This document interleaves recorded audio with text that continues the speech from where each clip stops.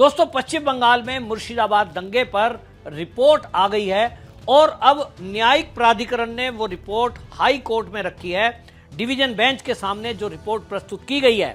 उसको सुनकर रोंगटे खड़े हो जाएंगे। जी हां, मुर्शिदाबाद में जैसी उम्मीद की जा रही थी कि रिपोर्ट कैसी आएगी, लोग पहले से बोल रहे थे कि वहां टीएमसी के गुंडे और टीएमसी के नेताओं ने मिलकर हिंदुओं का नरसंहार किया है, हिंदुओं के घरों को जला दिया गया, महिलाओं के साथ रेप किए गए। ये सारी घटनाएं पश्चिम बंगाल में हो रही हैं और इसको लेकर के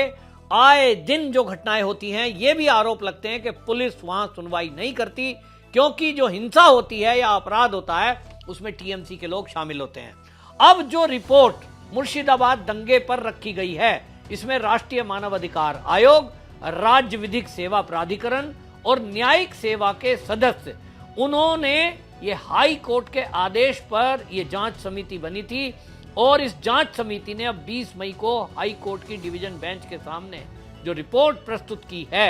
उसको आप पढ़ेंगे तो जानकर चौंक जाएंगे कि वहशी दरिंदों ने किस तरह से हिंदुओं को टारगेट किया, जिसमें लगभग 150 घरों को चिन्हित किया गया और इस घरों में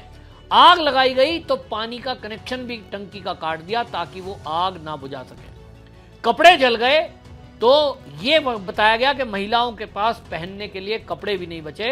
और पूरा प्लानिंग इस तरह का किया गया कि हिंदुओं को जिंदा जला दिया जाए। इस सब में अपनी रिपोर्ट में जिस तरह का रिपोर्ट रखी गई है उसमें कहा गया कि वक्फ संशोधन बिल के पास होने के तुरंत बाद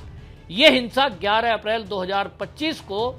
दोपहर के 2:30 बजे शुरू हुई, जिसमें स्थानीय पार्षद महबूब आलम, ये टीएमसी का निगम पार्षद है, इसके नेतृत्व में इसके साथ भारी भीड़ थी और सभी भीड़ों के हाथ में, जो इसके साथ भीड़ थी उसके भीड़ के हाथ में हथियार थे, ज्वलनशील पदार्थ थे और उन्होंने हिंदुओं के घरों को टारगेट करके उसमें आग लगा दी।